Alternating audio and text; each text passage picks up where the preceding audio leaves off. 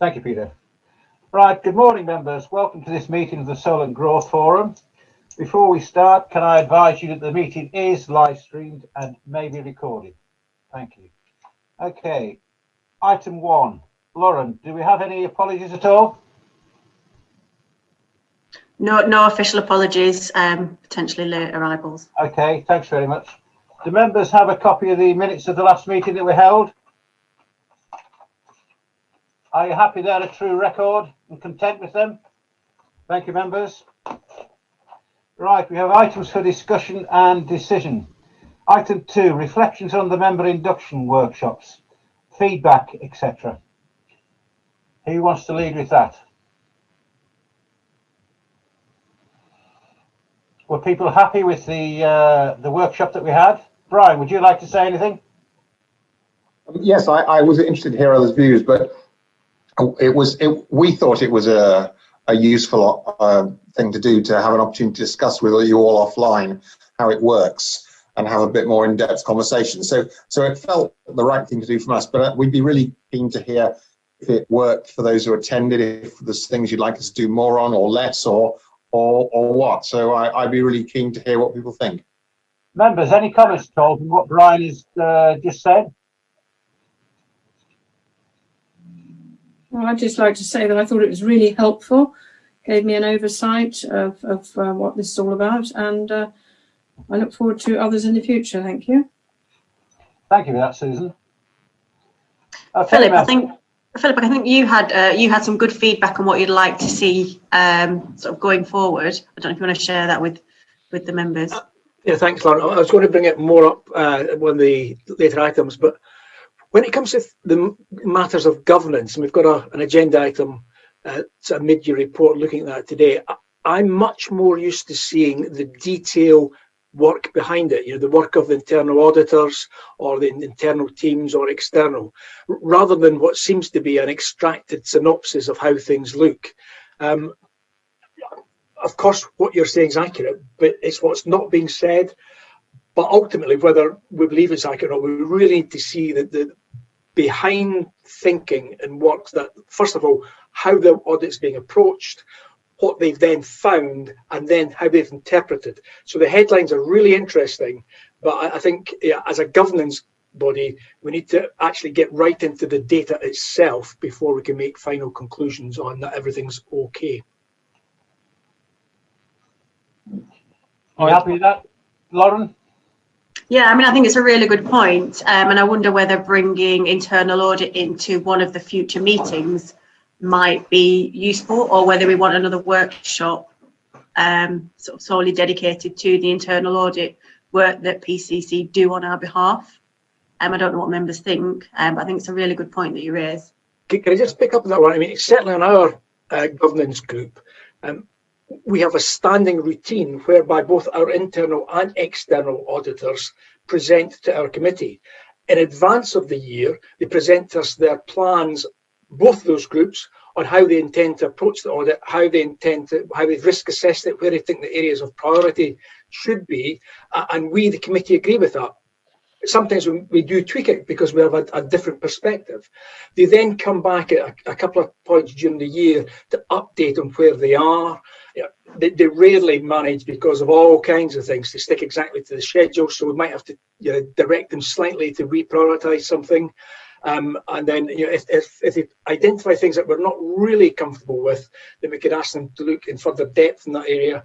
Then at the very end, again, both groups come and present. So I wouldn't see it necessarily as a workshop, although it might be worth doing a workshop so we all have the same level of understanding.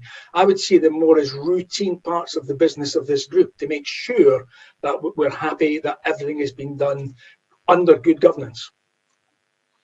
Well, that sounds very good, Philip. I think we can sort of add that to the next meeting as one of the topics, if we can get our auditors to come there. Sorry, Brian, you wanted to say a few words. Yeah, I mean, I think listening to what Philip said, it sounds as if the issue is partially, it's not, as you say, not so much training, that perhaps we're not sharing as much with you as we could.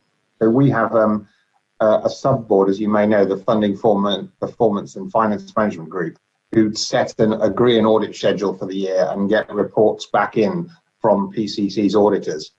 And a summary of that goes to the board from that. And so we have got an ongoing programme. We just haven't shared with you all those things. And I'm looking at my colleague, Rich Jones, who knows our governance, as to, I don't think there's any reason why we can't share those audit reports with this group, is there, Rich? No, there isn't, Brian. We do put the audit reports into the public domain and the forward plan. And interestingly, picking up on Philip's point in relation to sort of the audit plan sticking to what's agreed at the start of the year, that's a similar experience to we find, and FFPMG agreed a slightly revised audit schedule at their last meeting last month, in fact, which reflects the change of the work over this year in response to COVID, which I know we're going to talk about on the agenda today. So it would be a good opportunity, I think, for us to bring an update from audit at the next meeting, and very happy to add that on the forward plan. I think that would be absolutely fine. Members happy with that? Good suggestion, thank you, Philip. Okay. I think what Brian said. I just said good suggestion, thank you. Okay, thank you. That's good. Okay. We now go on to agenda item 3, the local enterprise partnership response to COVID-19, including the SME funding and support programs. Brian, I gather you're leading on this. Yes, I just want to make an introductory comment for all of you towards 3 and pointing towards agenda item 4. So my colleague's going to pick up Stu on item 3 and Steve on item 4. But I just wanted to set the context of kind of the why, because I think for this group it's really important we don't just tell you what we've done, but share with you why we did set a course of action. Because I think if you're going to be a useful audit function for us, we need to explain to you the thought process that got us to do a particular thing, and then how we carried it out, and then what we think about it. Because I just feel that then you can understand why we did things. So I sort of want to set the context for this, that in the round of LEP funding, as I think you all know, the LEP funding window pre-COVID and pre the crisis we're in was coming to an end at the end of March 21. So for the last year, we have been mentally counting down and making sure that our budget is as balanced as we can do. I mean, it's by balanced, I mean, we want to spend the money we've been allocated to spend for the good of the region. We obviously can't overspend, because David might get a bit upset if we overspend PCC's funds as our accountable body, but nor do we want to underspend. And when I say balance, that's why I was being careful with it, because it's unrealistic to balance it down to £1 or something like that when you're doing major economic schemes. But in the broad sense, you want to spend the money that the government have given for our region. So we've been counting that down. And of course, when the COVID crisis came, we're about a year away from that. So in the context of a kind of a 5-year funding window, we had relatively small amounts of money that were unallocated. Realizing that we wanted to do something like everyone else about this short-term crisis, though, what we looked at was what funds could we reallocate at that point to the sort of COVID crisis. And in doing that, we wanted to look at a number of things. One was we were conscious that much of our funds are capital, and a lot of the short-term crises were about revenue. So we had to think about how we could free up money for revenue. The second thing was that whilst we wanted to respond to a short-term crisis, we also wanted to keep an eye to the long-term aims of the region. And a lot of people in the region have helped us look at that Solent 2050 plan. So when we were thinking about how to prioritize it, we had that in the back of our mind. But the final thing we were conscious of was that there are 50,000 businesses in our region, and there's a good half of them, if not more, have been in crisis, have been suffering. So it was pretty clear we couldn't fund all of them. And it was also pretty clear that it would be very hard for the board or any subgroup of the board to decide, when we've got 1,000 applications, we agreed to help fund a restaurant in Waterlooville, but not one in Fareham or vice versa. So it was quite hard for us to know how to prioritize things. So we set about making sure that we could free up as many funds as possible, that the next thing was that whatever we did had to be done quickly, And when Stu talks about things like crowdfunder and the ERDF restart funds for tourism, you'll see that we picked routes where there was a governance system in place so that we didn't have a long time trying to set it up because we needed to do things quickly. And then the final thing was how to prioritize it. And what we tried to do was, and you'll see when we talk about the crowdfunder scheme, was use that as a way to let local communities prioritize the businesses they wanted to survive, because that seemed a good way for us of doing it. So I don't want you to think that as a board we've given up all responsibility for what priorities we think are the region, are right for the region, because that's what we've been elected to do. But in this crisis, we felt it would be impractical for us to do that prioritization against the thousands of businesses we were suffering. So what you see is the result of us saying, okay, we've got to free up as much money as possible. We need as much of it around revenue as possible. We need to do it quickly, and we need to find a way of prioritizing it for the businesses in our area. So what's going to be described by Stu talks about that. And then when Steve's going to talk a bit about some of the analysis that has been done for the region and how we delivered it, and then looking forward to the economic shock and the reports we've had that. Of course, that economic shock report is us thinking that when we move away from the crisis and hopefully move to a recovery mode, we need to have some data for the region, again, to help us prioritize where we put our funds for the next stage in recovery. So I wanted to set that context, because what you're going to hear now is what actually happened, but on the basis of that thought process that came from the board. Before I go on, does that make sense, Graham and everyone? It does, yes. Members happy? Carry on, Brian. Good. So I think on that, Stu, is it over to you, or have I missed anything? No, good. Over to me. Thanks, Brian. Just going to share my screen. And just want to get a thumbs up from Lauren, maybe, or someone, just to confirm that the slides are on the screen. Brilliant. Thank you, Graham. Thank you, everyone. Thumbs up. Brilliant. Good. Right. Okay. Yeah, just an opportunity to run through some of the work we've been doing in response to COVID, as Brian mentioned, including the economic recovery plan and some of the specific funds and business support offers that we have come forward with. I thought I'd also end with a little bit on UK transition, because obviously the clock is ticking rapidly and it's starting to appear more in the news. And as a gateway economy, it's something that clearly does impact on our economy significantly, depending on which way things go, but also as our trading role through our two key ports, it will have implications for them, of course, as well. So I wanted to finish on that. I thought it was timely to do that as well. Hopefully that's on to the next slide. I had a complication the other day. Just has it gone on to a sort of content slide?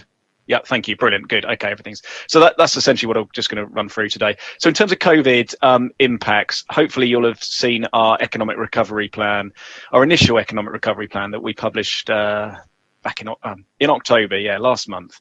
And we sort of set out within there our initial responses and actions, which I'll summarize at a very high level in the next few slides.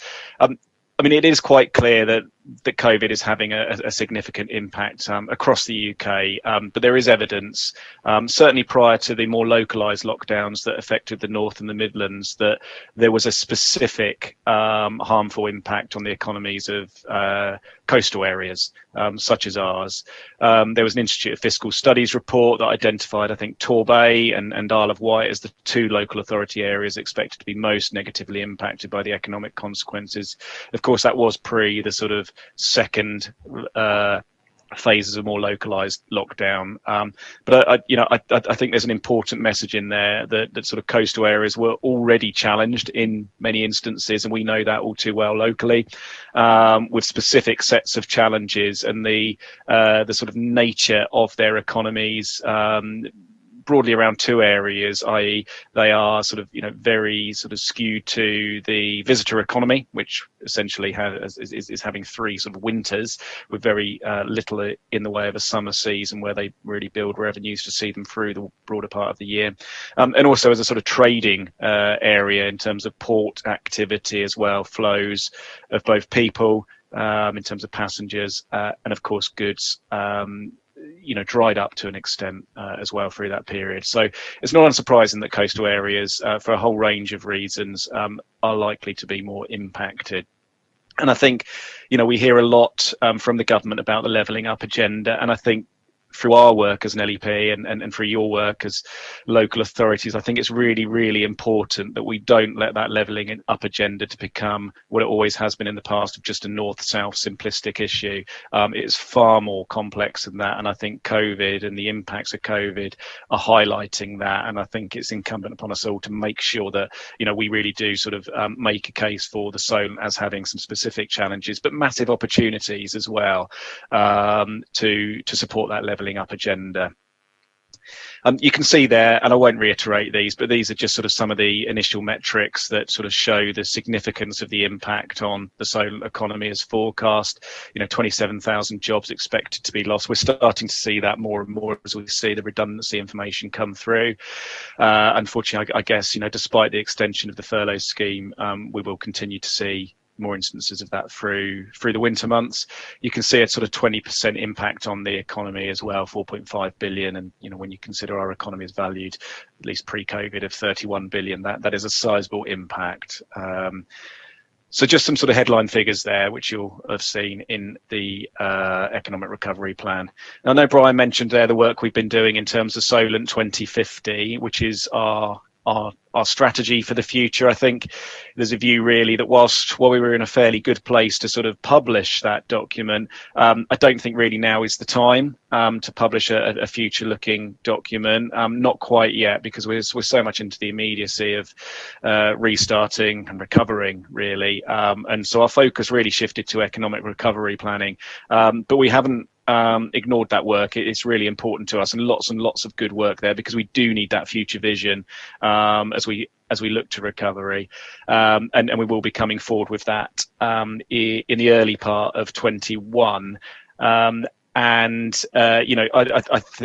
think that will need to sort of just be slightly augmented, just to reflect the emerging policies that come out of central government in relation to response to COVID. I think we hear that perhaps Wednesday we might get a 10-point green recovery plan from the Prime Minister as well. That'll be some really interesting stuff in there for our region that will align with our strategy in particular. But I think because there is a danger that we don't sort of have sort of a set of strategic priorities. What we were keen to come forward with through our economic recovery plan is these sort of 6 strategic priorities that I list there. And these really are drawn from the work we did on Solent 2050 and informed by the extensive engagement we did, where we spoke to over 1,700 people and over 500 businesses to inform these. So I won't labour these. I mean, the first one, you won't be surprised, the Solent, in terms of its sector strength and in its sort of comparative and competitive advantages, very much around the marine and maritime economy. So we want to maintain that advantage that we have and continue our world leading our world leadership in that arena. Something that really has come up the agenda, predating COVID, but it's been interesting to see that the government are focusing a lot of their efforts on green recovery. But this is something that really stakeholders were very passionate about prior to COVID, when we were doing our strategy work, and that's around pioneering approaches to climate change and pioneering approaches to climate change adaptation and decarbonisation. Clearly massive topical issues. If we do think back to pre-COVID-19, there was, the sort of Attenborough effect, the Greta Thunberg effect as well, where this was really strongly in people's consciousness. And it's certainly very much shaping the work that we're doing as an LEP today and our investments as well. And I've just actually come off a call with colleagues in the New Forest around sort of natural capital study that we're doing for that area. And we had a call on Friday with Environment Agency about, around nature-based solutions. It really is starting to shape a lot of the work we do.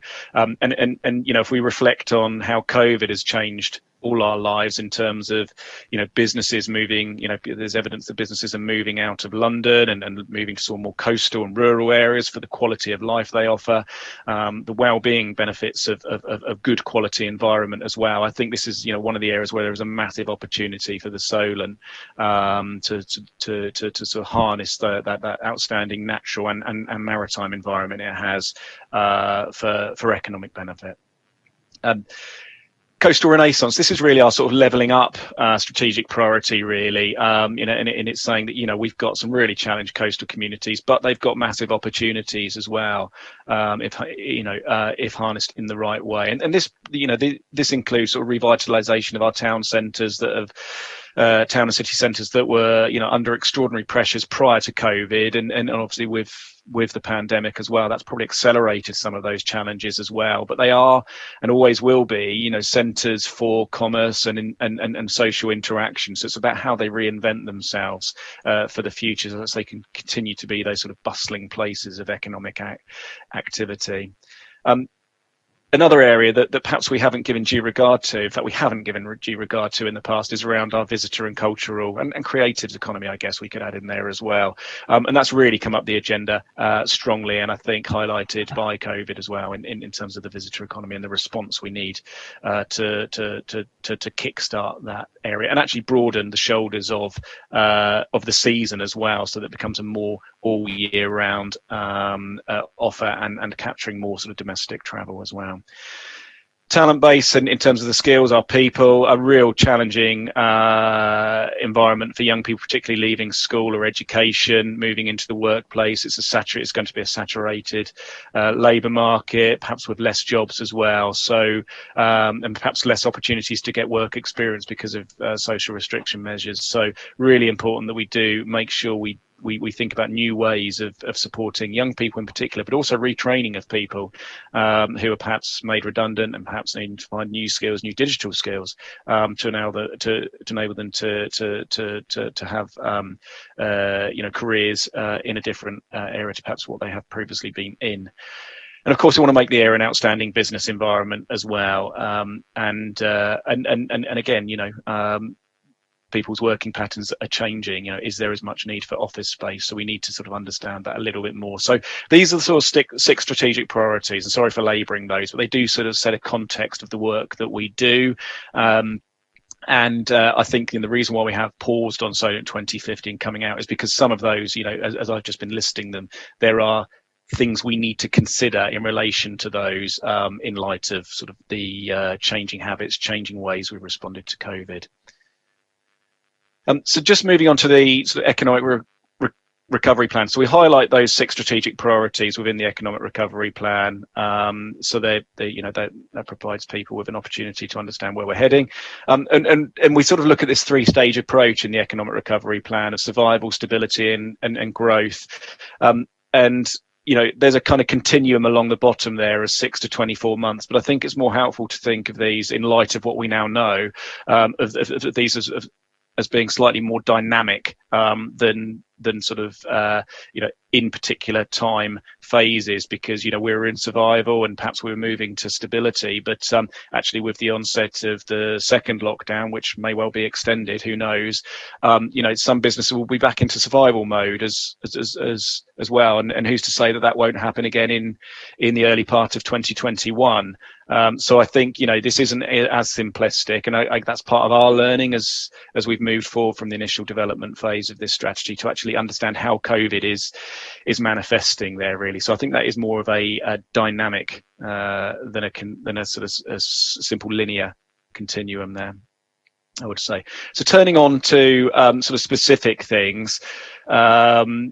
In terms of our economic recovery plan, as I say, it's sort of it's organised under those six strategic priorities, and I won't list these verbatim because I'm probably droning on too much as it is. But under the marine and maritime element, it's really important that our investments are sort of focused around these six strategic priorities. And through the Getting Building Fund, which I'll come on to in a bit, we have been able to invest in the fifth cruise terminal at Port of Southampton. We would have loved to invest in the extension to the passenger terminal at Port of Portsmouth as well. We just didn't get enough money, but that's very much in our future thinking as well. Freeport status. The invitation to bid for Freeport status was published by government yesterday. I'm looking down there because it's here next to me, and I'm currently reading through that. We have a task and finish group that's been established since October last year to think about opportunities there. It's something we're very interested in, and partners have asked the LEP to sort of provide the sort of lead role in coordinating activity amongst the private and public and academic and research sectors to come forward with a really strong bid. We've got to get bids in by the 5th of February, so not a long time at all. And government are looking to provide about 10, up to 10 free ports across the country. I think it's pretty fair that 3 of those will be in the devolved nations as well, which brings it down to around 7 in England at best. Pioneering approaches to climate change, adaptation, decarbonisation. I mean, as I say, we have been investing in this arena. I think we've got an ambition sort of around a decarbonisation nature-based solutions hub, obviously conscious of the work that PFSH are doing in terms of a green print as well. So need to work alongside that. We don't want to duplicate anything that's going on. But there are quite a lot of activity in this arena happening by lots of different agencies and actors, and it's about how we coordinate that so that we all have a sort of collective approach. But I think what is clear is that Solent does innovate and does some exceptional work in this regard, and it's about actually showcasing that, doing new work, and actually seeing if there are benefits to the wider UK in terms of rolling that out to other areas based on the experiences here. UK Capital Coastal Renaissance, I've mentioned high streets there as well, but I think physical and digital connectivity become really important features, that digital connectivity in particular as well. And we're in the process of one of the Getting Building Fund projects of investing in digital infrastructure along Forley waterside as well. So Stuart, can you just ask a question about the infrastructure for developments? Is any of that for Wellbourne going for Junction 10 on the M27? So we have funded the business case, the development of a full business case for Junction 10. So we're the only people that put funding into that. We've put £4.65 million of our funding in to develop that business case to date. We've recently agreed to provide Hampshire County Council, who are the scheme promoter for that project, with a further £900,000 to enhance the design elements of that project as well. There's a lot of work still to do in terms of that project, in terms of identifying the funding for the project, which is obviously critical. It's come a massive way since we initially put this in our local growth programme back in probably 14-15, but still quite a bit of work to do. But that is a key piece of enabling infrastructure. One of the challenges for us is that our funding times out in March 2021, so all our money needs to be spent by that date for the local growth fund. So whilst we'd allocated funding for that project, which wouldn't have covered it, there was still a sizable gap to be filled. It would have timed out, so the board had to redirect that money to other projects. But the board is still adamant that this is an absolutely key priority project for the area. 6,000 houses, huge, and about 1 million square feet of business space, of commercial space as well. So the board have sort of said, look, we're still willing to continue to invest to make sure we progress the design of that project, so that those discussions with government on securing the funding package can be enhanced. Can be taken forward. Thank you. Okay, Brill. So visitor economy as well. An ambition we've got here really is to secure a Solent tourism zone, and we're going to come forward next year with a visitor economy strategy. And as I said, one of the features there needs to be around how we sort of optimize sort of the staycation element that perhaps may come forward in a response to COVID, how we broaden the shoulders of the summer peak, and also how we do more to capture the cruise traffic that's coming through both our ports. And we can't forget Portsmouth there, which has got a growing and distinct cruise offer that largely is also more beneficial for the local tourism sector as well, in terms of visits to the city and the surrounding area as well. Talent base. One thing that's worth mentioning here in terms of skills and our talent base is Institute for Technology. The Wave 2 opportunity has come has been published. So we're working with Solent University, University of Portsmouth, and others to develop an Institute of Technology proposal that's focused around higher level vocational skills for maritime advanced manufacturing and technology. So we're in the sort of throes of doing that at the moment. But the lead for that is Solent University. But we've been quite successful in getting employers involved in that, because employers have to be front and centre of that, designing the curriculum and sort of involved in the governance of that as well. So fingers crossed on that one.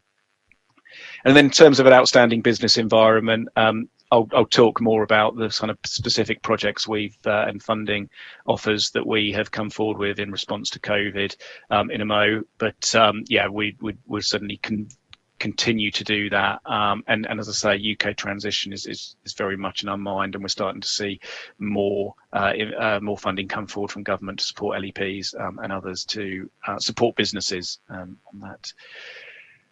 Getting building fund, I think I've mentioned that a few times in the slide deck already. This was the sort of most recent capital funding opportunity that was provided to LEPs and mayoral combined authorities. And it was a £900 million fund.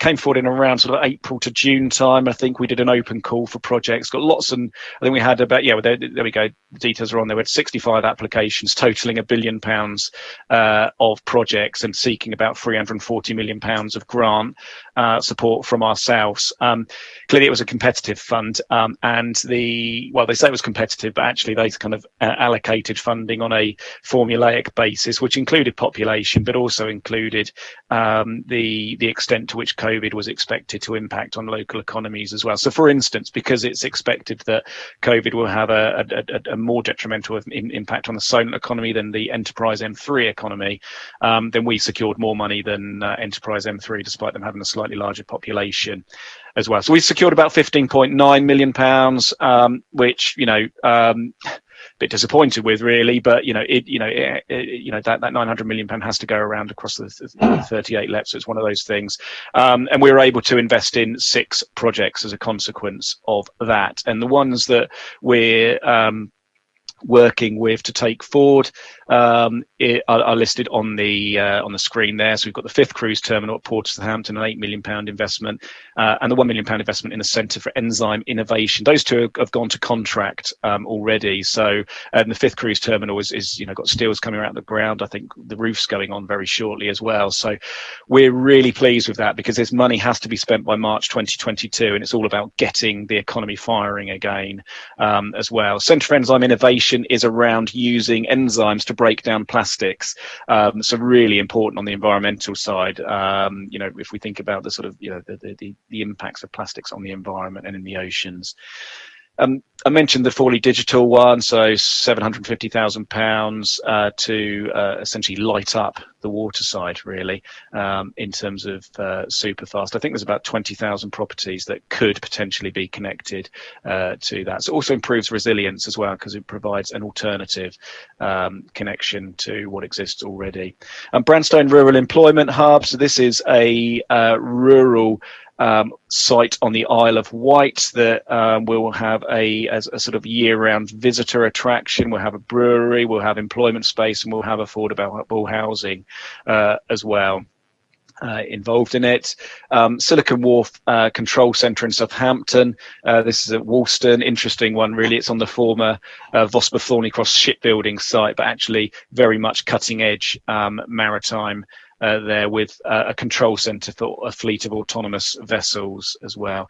And then nutrient mitigation, working with Hampshire and Isle of Wight Wildlife Trust and Partnership for South Hampshire to purchase agricultural land and to rewild it, and then that can be sold to developers at developer credits to enable them to sort of unblock the planning system and to sort of mitigate it against nitrates going into the Solent. Headline outputs are there. So in terms of the 15.9 million, potentially leveraging in just under 60 million, creating 700 jobs, 1,500 housing units, mainly from the nutrient mitigation, to be honest there.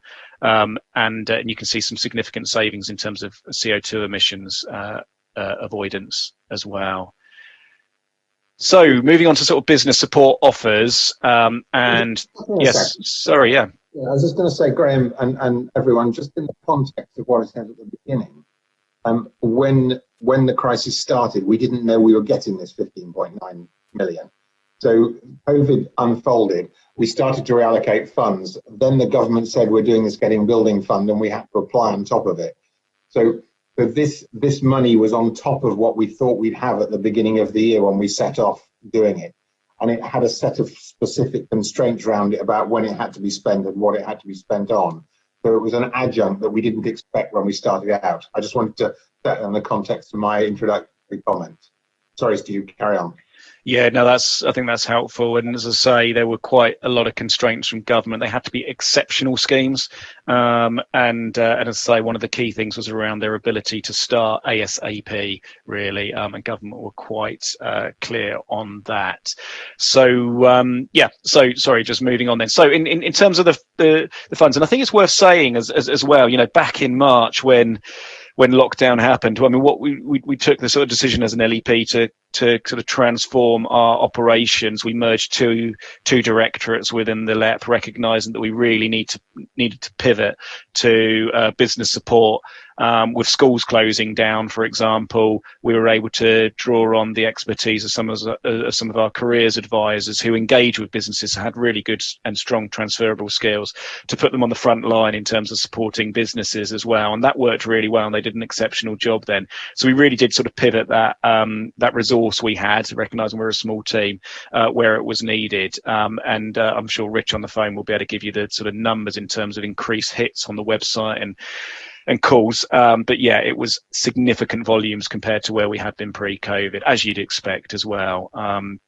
So in terms of some of the business support offers, I mean, we've been really busy in this arena, and recognise that it's been a really important role, particularly for our growth hub, to sort of step up and fill in some of those gaps that perhaps weren't filled by what was quite an extensive central government package of investment and business support offers, but actually also look at those opportunities locally where there perhaps was a need for the LEP through its funds to step in. So we developed at a very early stage a dedicated coronavirus support hub. We'll share these slides around, of course, as well, because there are sort of hyperlinks on there to these funds and opportunities. So that was a sort of hub where you could just, a business, instead of sort of navigating through our website, they could just go straight to that and see the range of supports that were available for them. And then we sort of list here really a range of grants. And I think Brian mentioned the European Regional Development Fund, ERDF, SME fund there, which is the second one. This round 2 is currently open, actually, and closes next Monday at 11:59. So a really good opportunity for small, medium-sized enterprises to come forward and secure funding for them to adapt and diversify in response to the impacts of COVID. And secure grants of between £1,000 and £3,000, and then exceptional circumstances between £3,000 and £5,000, where they feel that their business has been sort of disproportionately impacted by COVID, which may well be the case in some instances. The purpose of the funding is grant funding to cover 100% of the project costs. Is for businesses to secure sort of one-to-one specialist advice, so professional services. It could be HR, could be legal support, maybe advice from IT houses to support them moving online or to diversifying their website offer. What we did see, and this was replicated across all of these funds across England, was that actually the focus was really sorry,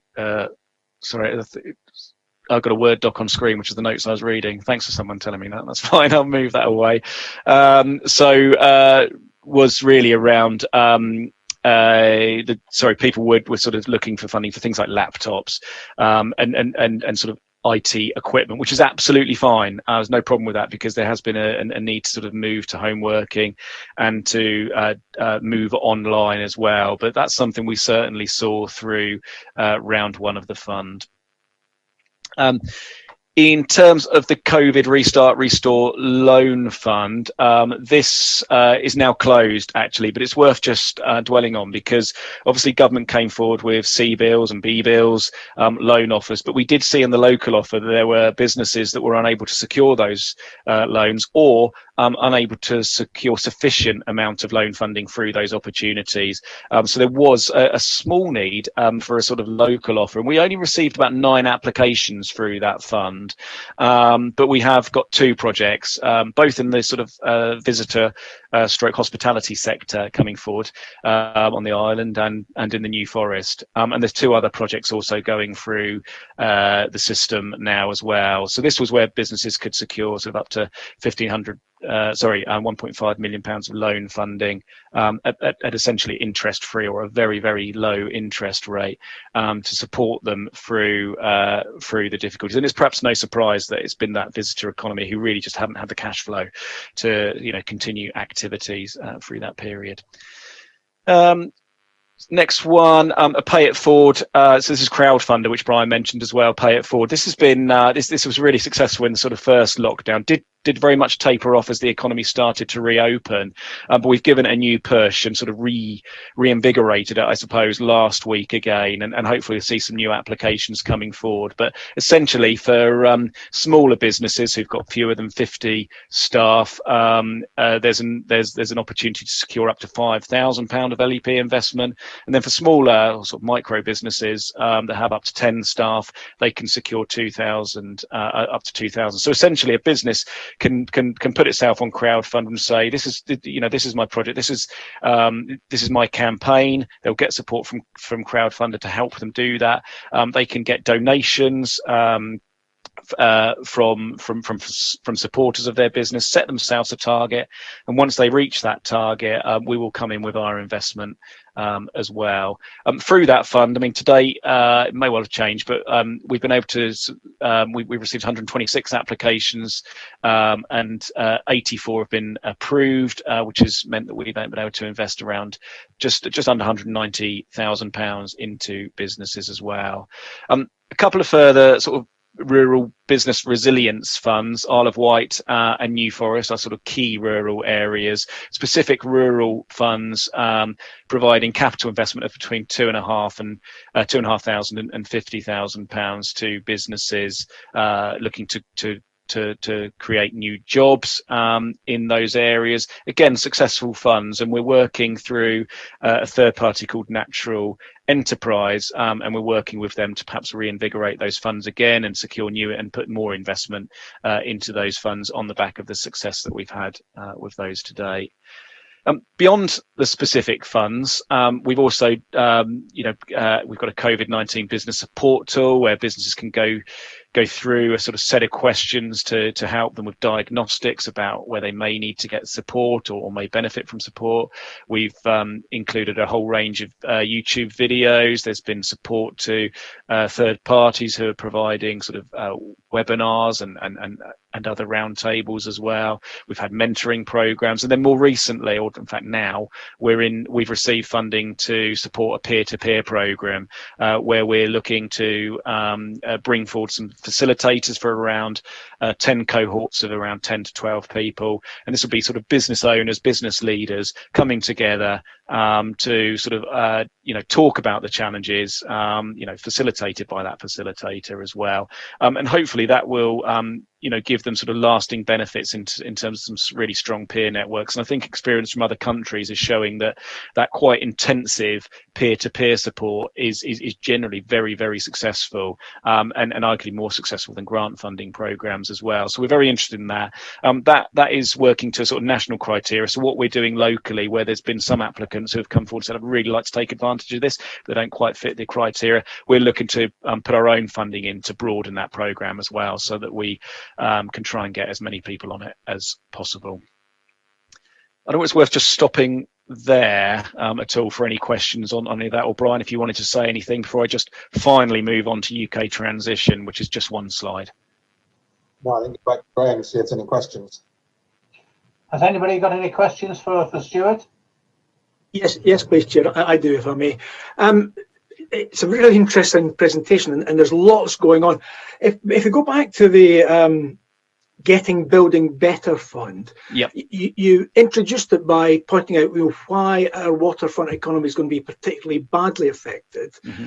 But then you announced that we got something like 2/3 of what a simple pro rata allocation might have been. And you said you were disappointed that we got 15.9 or 15.8 million out of what had come into us was something like 340 million potential things. Is there any reason you've been able to ascertain why our bidding wasn't so successful? And most importantly, are there any lessons that can be learned from that? So next time such a shovel-ready request for bids comes up, we're well placed to optimise what we may get. Yeah, no, thank you. And apologies if I confused anyone with that. So the overall value of the fund at the national level was £900 million. So that's what was available in the fund.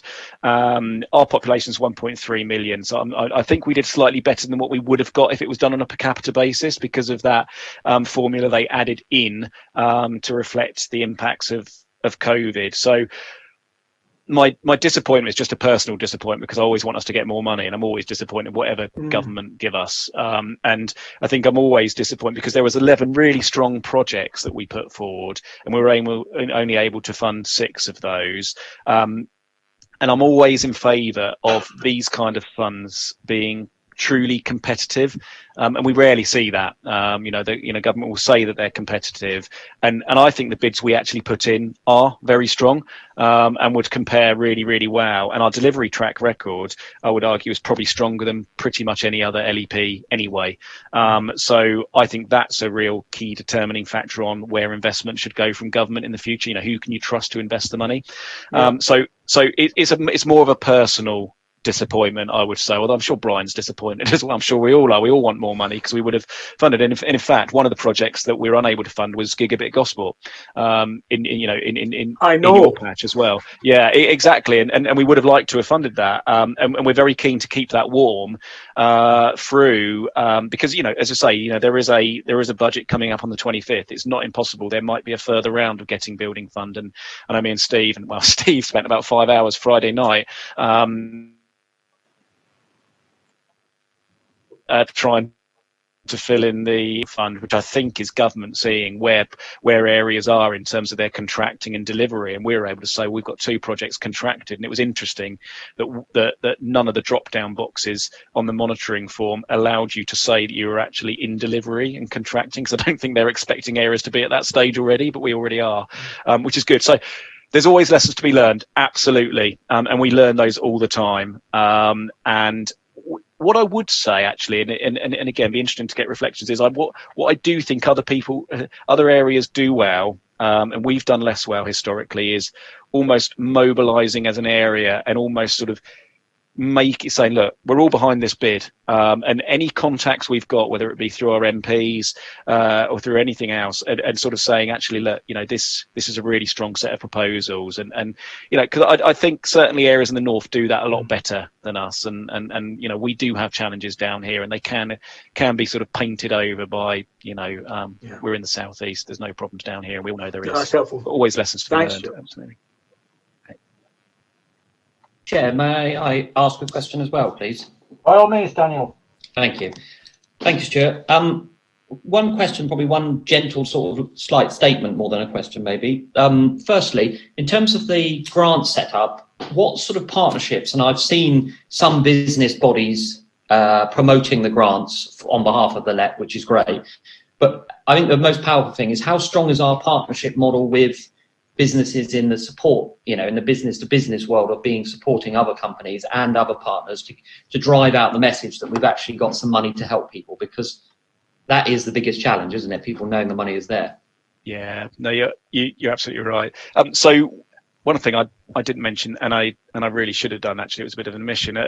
Right back in probably March or very early April, we brought together all of the local authorities, all of the business representative organisations into what we call the Solent Coronavirus Business Support Task Force. It's chaired by SJ, our what's now deputy chair of the LEP, and that has brought. I mean, that was initially in response to the sort of business support grants that local authorities were getting, because we wanted to sort of enable a forum where people could could sort of say, look, this is what we're doing, and yet over the border we're doing this. So just to kind of, bring everybody together, we were able to also through that process talk about the grants we were offering, actually get intelligence from all those business representative organisations about the conversations they were having and the challenges for their businesses, make sure we weren't duplicating anything they were doing, and so that we could all co-promote what we were doing as well. So you'll see on our website that we do promote things that the Chamber are doing. We're involved in Chamber of Solutions in terms of UK transition, and that has proved a really good forum. We're now meeting on a monthly basis, although we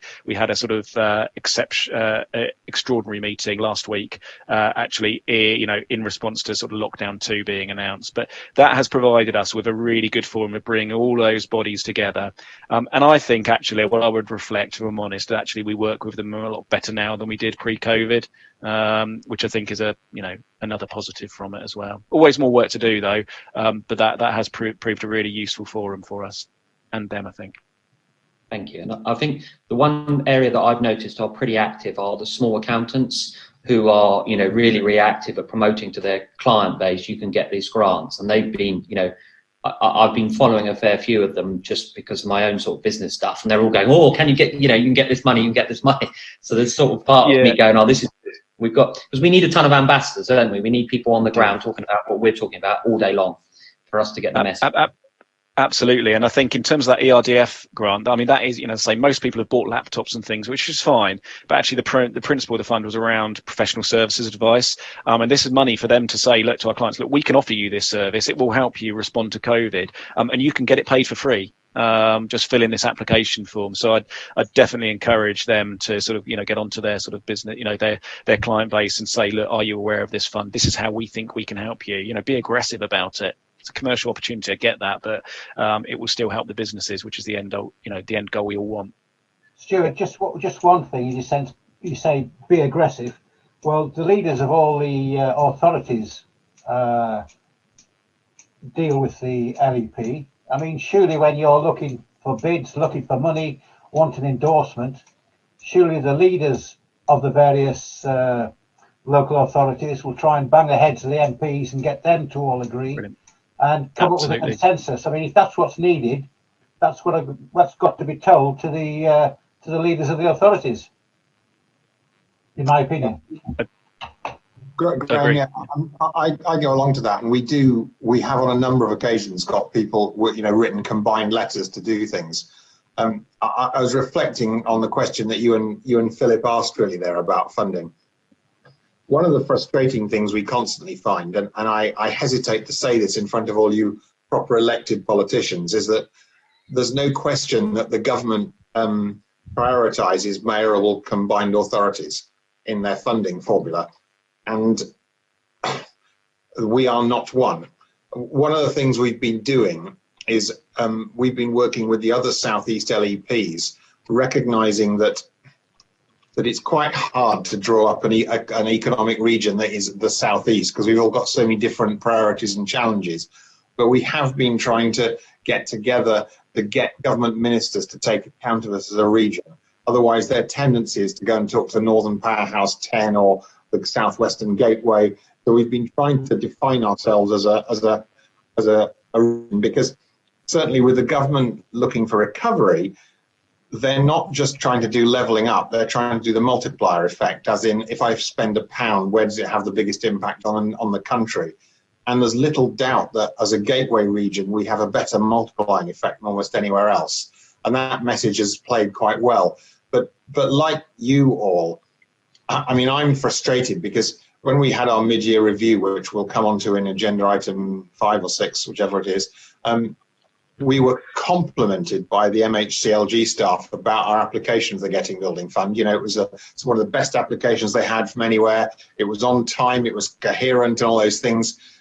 But what I want to say to them is, and supposing we'd done a bad one, would that have made any difference? I mean, that's the kind of slight frustration you get when you're talking to them. That I took it, I'm sure that the individuals we're talking to are being honest, that we made their lives much easier by having a coherent fund and a coherent application.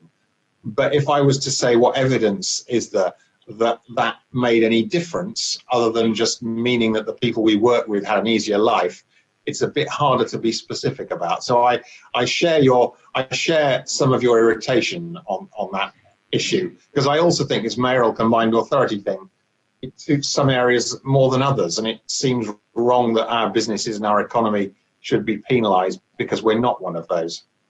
But I better hand back to you politicians quickly now before I get myself in. Oh, when you dig a hole, you dig a hole. Don't worry. If I may just make a sort of small statement, stroke question, Chair, on thank you for that, Brian. Anyway, we're very open-minded as politicians to lots of different opinions, and we take it on the chin. So that's very helpful. But you're right. You know, we need to be in government as one voice, saying if you want to get X amount of money on your £1 you're going to spend, this is where you need to do it, and these are the reasons why, and these people are going to make it happen. And then we need to do that with the private sector, obviously, as well.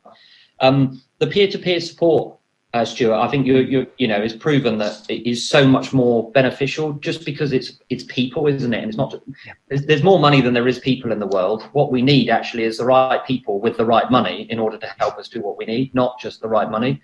And I think that's something that we are very keen on in Southampton as the opposition and as the city, really, to see how that can be rolled out, because it's not it's time, you know, it's not massively expensive, but it can be hugely productive. And I suppose the other thing that I think we probably want to be conscious of, and I think you've talked about in the longer term, 2050 vision, is that COVID is just the start of a period of transition that's coming. All it's done is accelerated what we already knew was coming, but rather than it being over 10 years, it's now been over 9 months. And so those changes are going to be quite rapid on the job market and the social climate that we live in.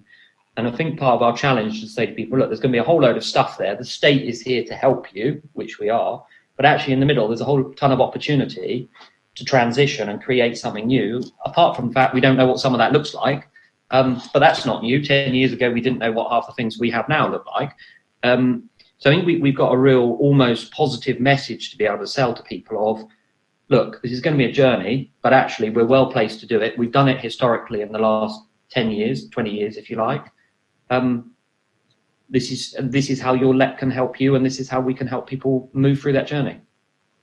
Thank you, Chair. Thank you, Daniel. Stuart. Brilliant. Okay, no, thanks everybody for that input. Really helpful. Thank you. I've literally just got one more slide then, because I think I'm up with time as well. So hopefully that is now showing on the screen. So yeah, I just wanted to briefly mention UK transition as well. I've talked about free ports, and we see them as supporting that. Not absolutely focused on the UK transition piece. It's more about a future trading relationship with the world, and sort of tax benefits there as well, but excuse me, but I've mentioned that. I think what is worth mentioning, and it won't be news to lots of people, is that I think Dover and that Dover Strait and that connection will come under quite a lot of pressure with increased paperwork, and I think there is a geographical advantage of particularly Portsmouth and its cross-channel traffic that can provide a significant resilience role for UK PLC. So that may be something that we'll see increased sort of freight traffic coming through Portsmouth, given I think it has more destinations on the continent than any other UK port as well. So an opportunity there. And I know speaking to the port director, they're starting to see new contracts as well, and people sort of seeing reliability over speed as a driver, which is interesting as well. In terms of some specifics, in terms of UK transition, Department for International Trade are sort of on the lookout for export champions, and have asked us to come forward with nominations. So this will be sort of manufacturers who are operating in the area, who do a lot of exporting and perhaps able to help others sort of navigate the exporting market and sort of perhaps diversify their offers as well. So if there are, sorry, someone's telling me no slides are showing there as well. It doesn't matter. I'll talk through these. So if there are any export champions out there that you think are sort of good, manufacturers that do export, then please do get in contact and let us know, and we will feed those through.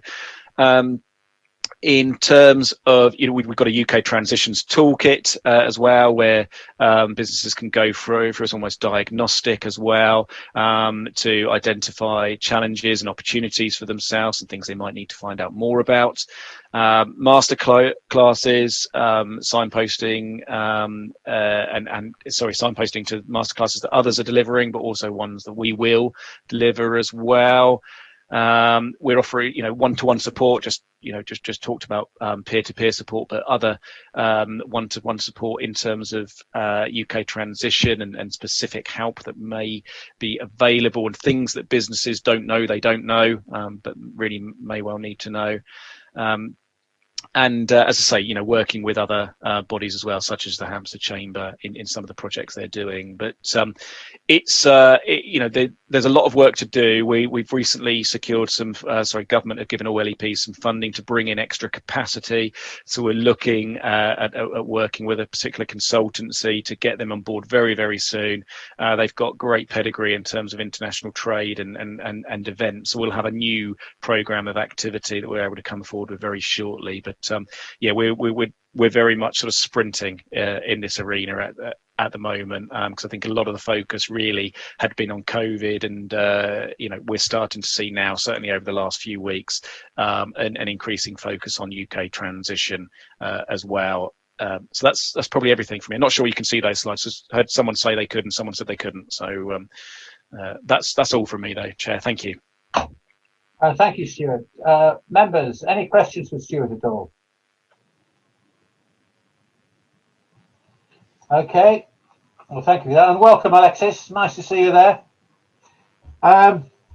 We move on to item 4, the update on the Local Growth Fund impact analysis conducted by AECOM. Stephanie's been able to join us, which is great, Chair.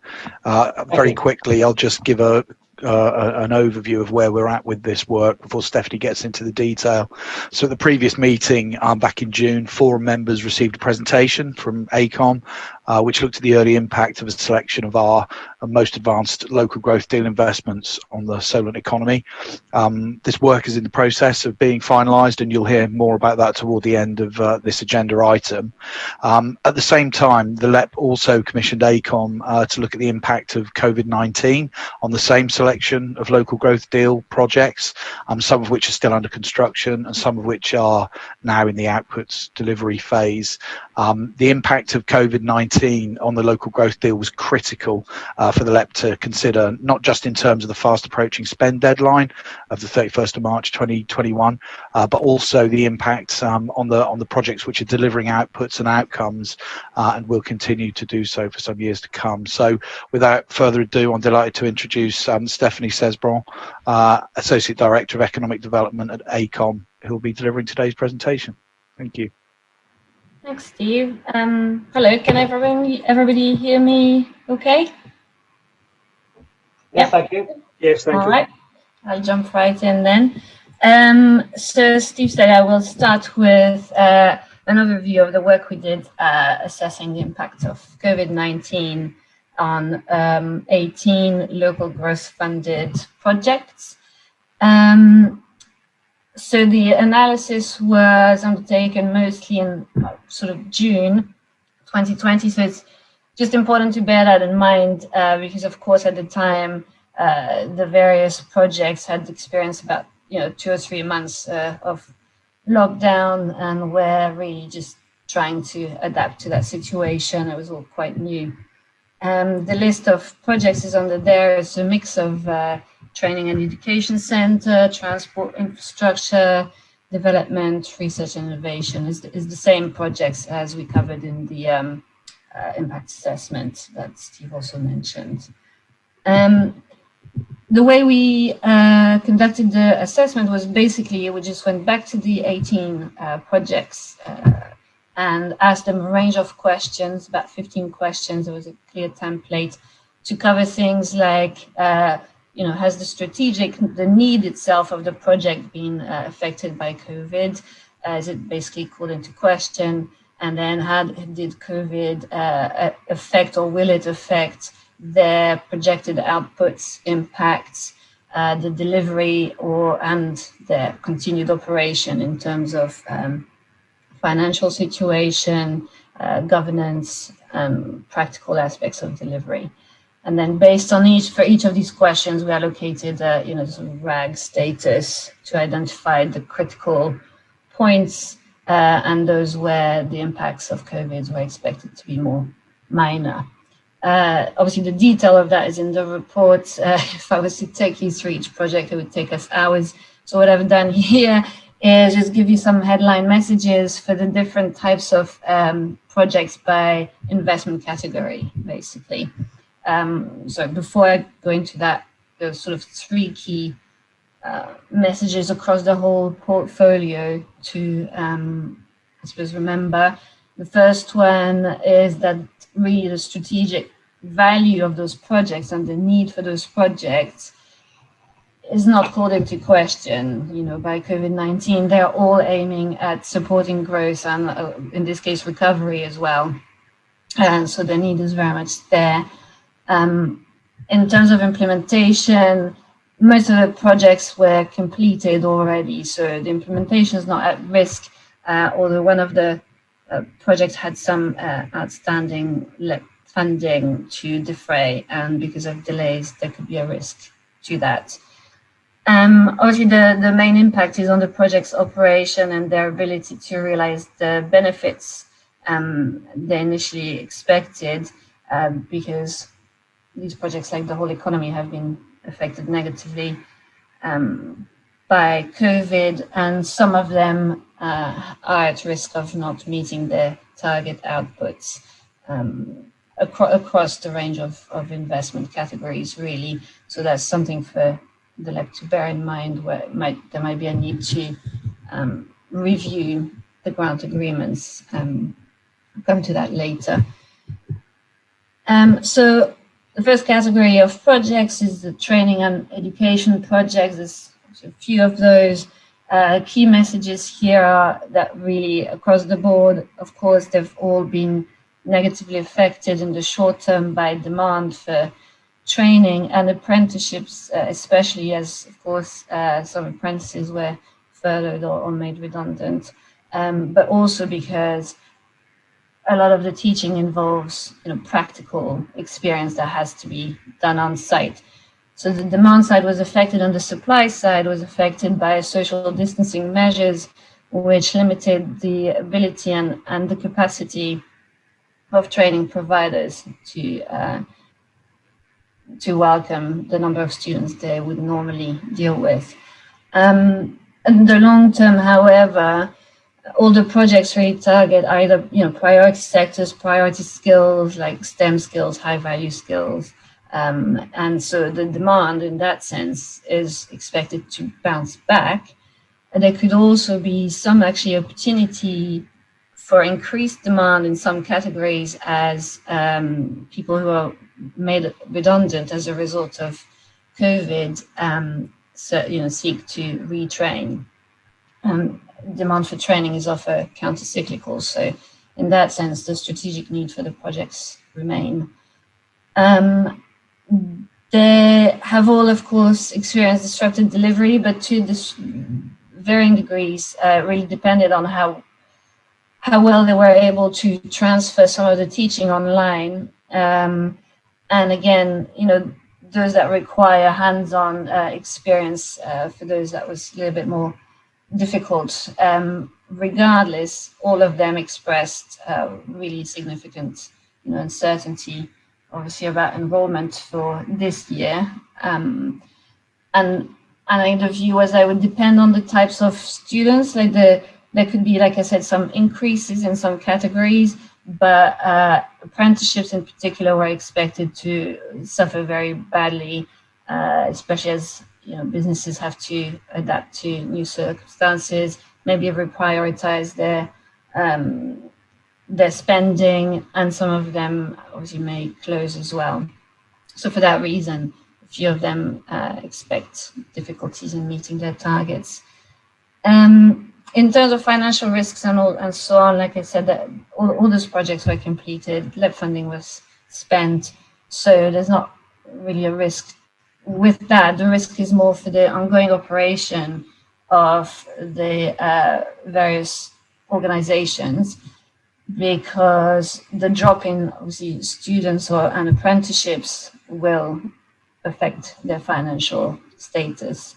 So that was identified as a risk for the source of revenue. Those are the key messages for these categories. Should I stop you if there's any questions, or should I move on to the next categories? Please move on, Stephanie.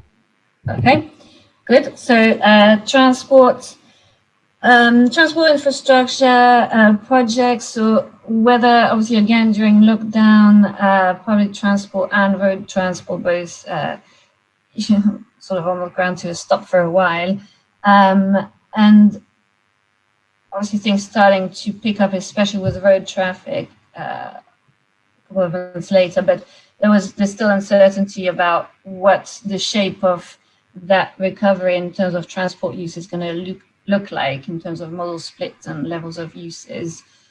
So it's more about the sort of timing of recovery. The strategic case of the schemes again remains very high. Public transport is a very long-term infrastructure which supports important objectives, environmental objectives, regeneration objectives, and road investment. The road schemes identified and funded were, addressing well-known issues of congestions and access on very important parts of the area. So that also remains very much relevant.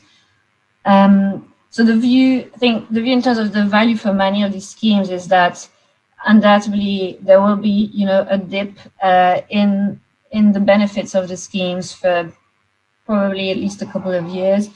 But those projects are, they have a life of 60 years, 50 years. So over the lifetime of these assets, the value for money is unlikely to be questioned.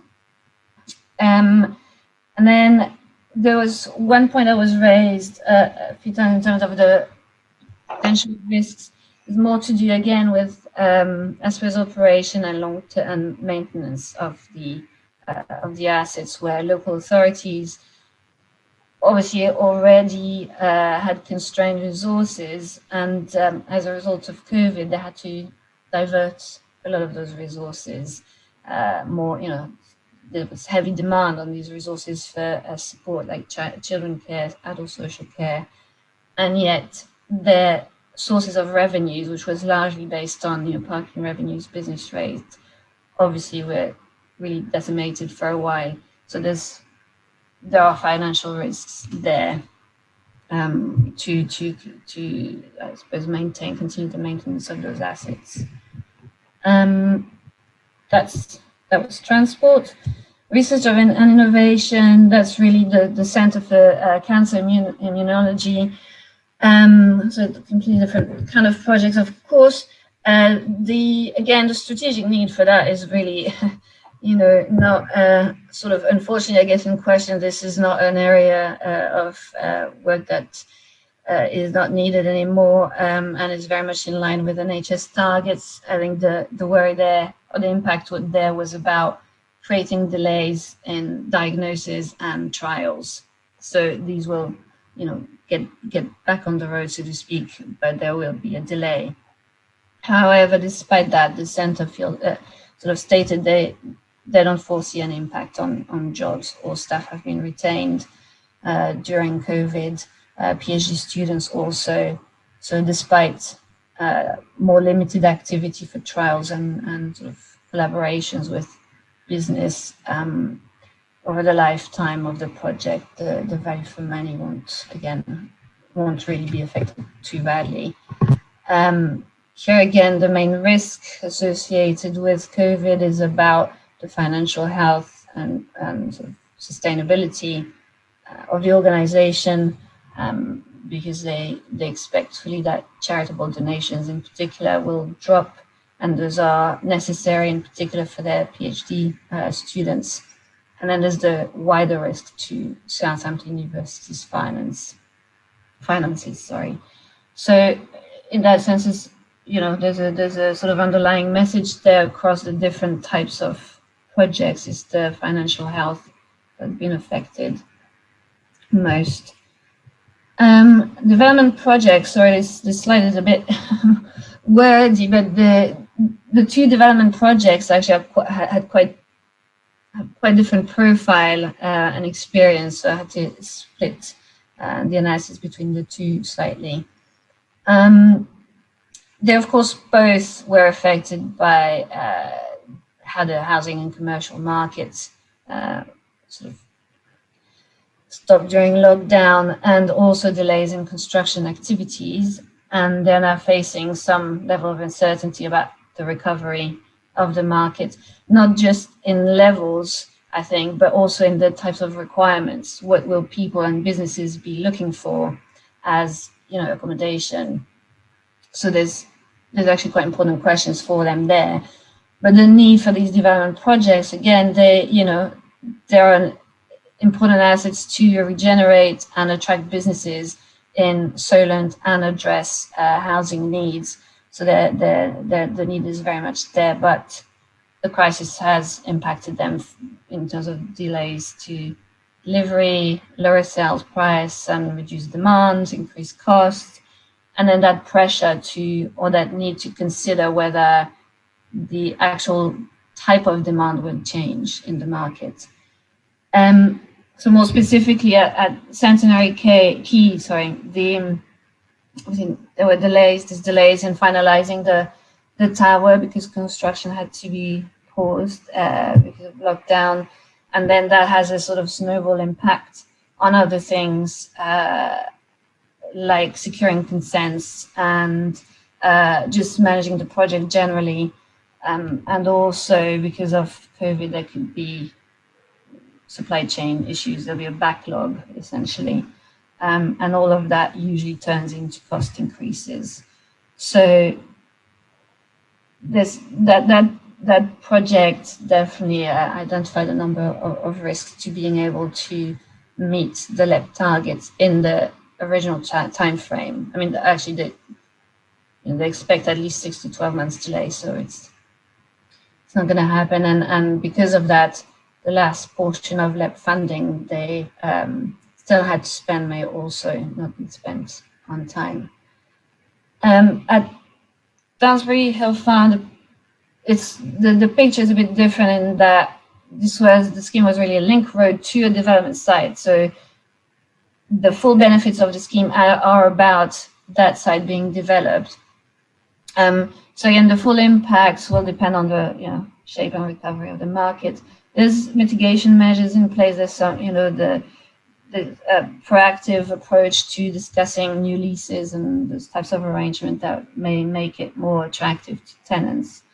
But there will also be delays to realizing the full impact. So the outputs in terms of jobs probably won't be realized in the original time frame agreed with the LEP. And I think this is the last category. So business growth support projects, again, sort of two different pictures here. So I had to present it separately. We've got the Solent Growth Hub on the one side, which actually is one of the few areas of services that is more needed now than ever. So during lockdown and the following months, they actually experienced a very, very sharp rise in inquiries and demand for their services. And the delivery, importantly, was not really affected because the service itself is provided largely remotely. So very positive in that sense, and the strategic importance of the service, of course, is more important than ever. So the outputs of the projects are actually most likely to exceed what was initially expected, and the economic case for this service would be strengthened.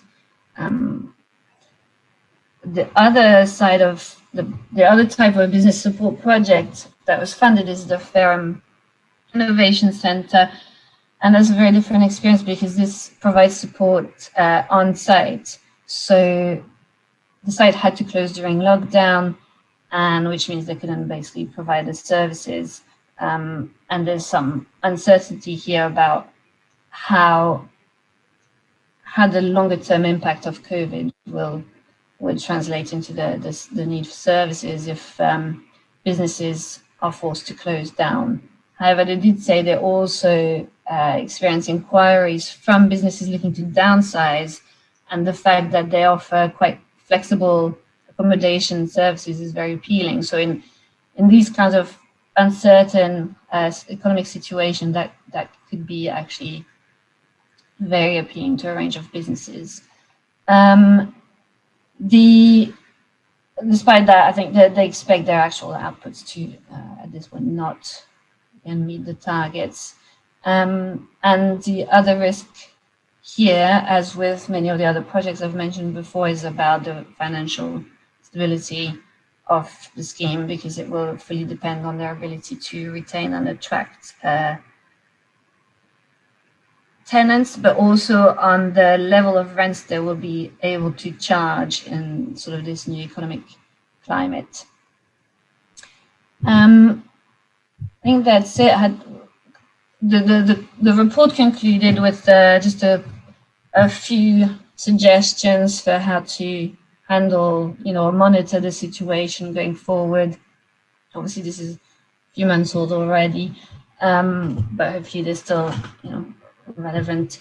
And it's a combination of obviously close monitoring and having in place a system of early alerts where the schemes warn the let very early on if there's real serious challenges and problems in meeting their committed outputs.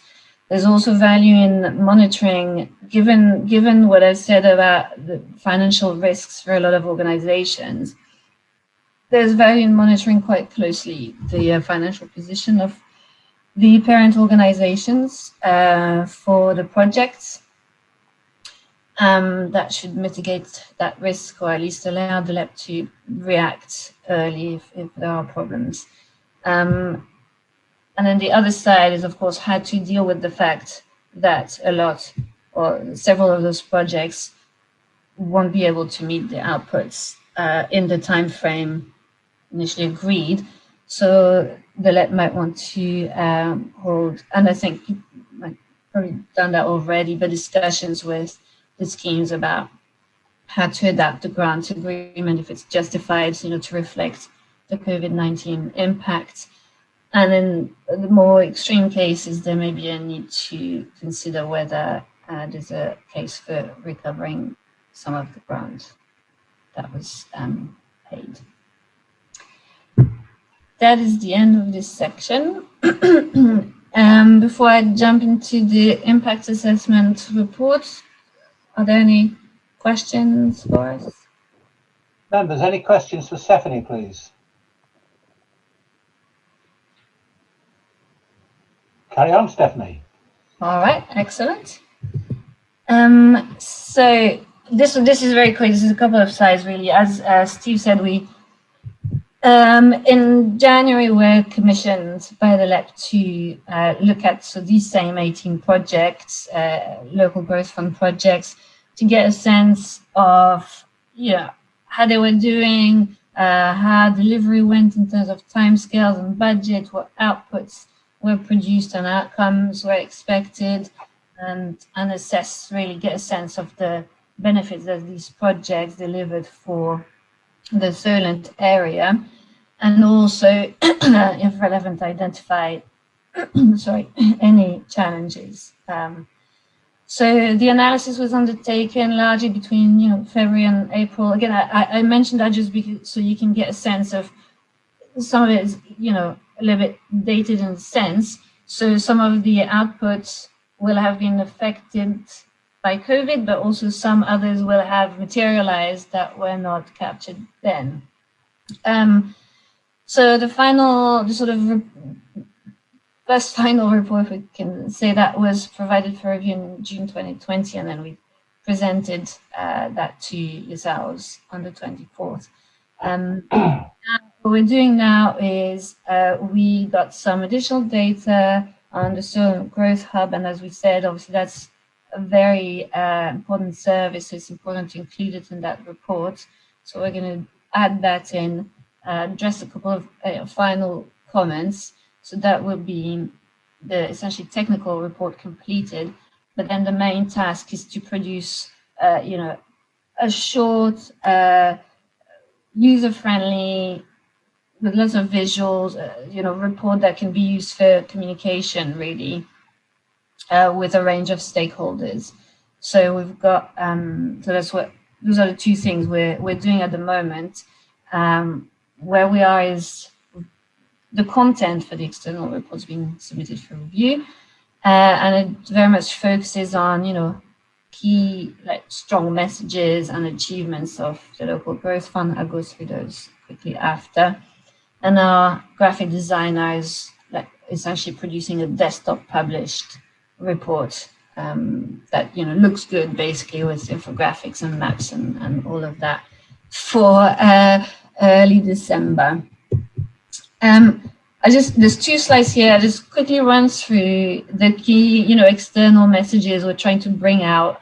But again, bear in mind, I think the messages are important, but the report will have case studies to make things a bit more tangible, with graphics and maps. So we'll hopefully bring out those messages in a really compelling way.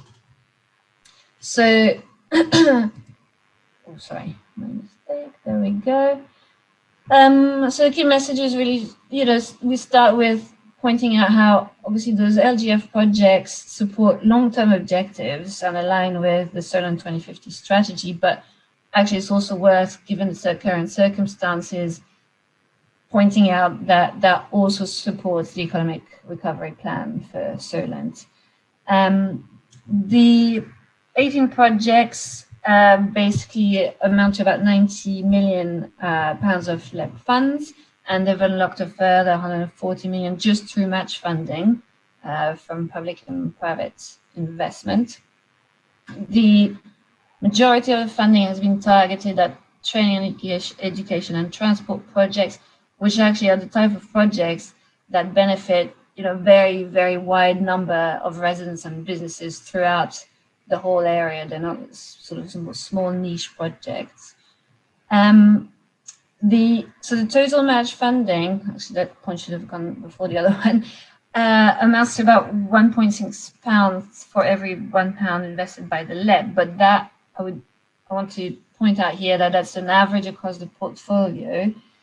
And because there are, for instance, a lot of training centres, these are not, don't necessarily leverage.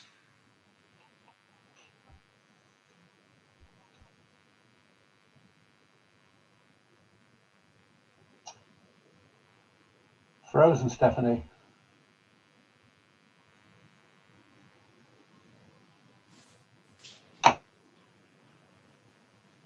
Yeah, same for me actually, Chair. I can't. Stephanie's no longer moving or speaking. Shall I carry on, Steve? I can tell you that there is one more slide to go, so hopefully she'll come back on stream soon. Andy, run fit. That's a great idea if you can pick it up. Yeah. Great, thank you. Yeah, what we're saying about the match funding is obviously, oops, that's an average. Hang on, let me get the slides.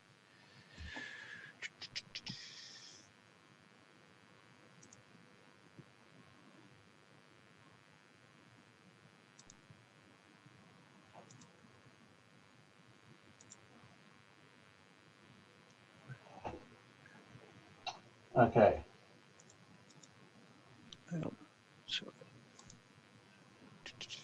Okay, Andrew? Yeah, sorry, I just, can anyone see any slides, or are they all completely gone? Yes, I can see the slides. Okay. Let me show. Sorry. So are we back on the same slide that we were? You're in the following one. Right, okay. So just to summarise to close off, so the match funding was, an average of 1.6 to each pound, but that did vary by project, basically. And then overall, the outputs overall had been achieved bar the floating bridge. and most projects were delivered on budget, some with a small cost overrun.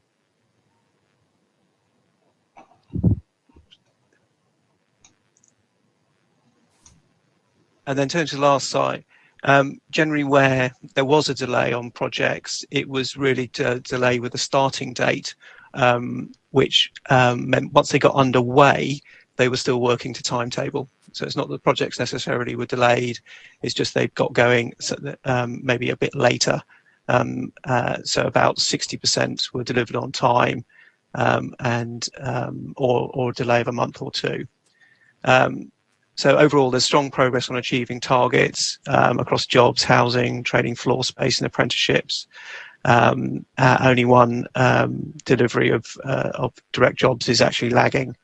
And then when we add all these together, of these at the moment, we haven't added in the hub benefits, but you're looking at something like £700 million worth of economic output over the next 10 years, which can be quantified.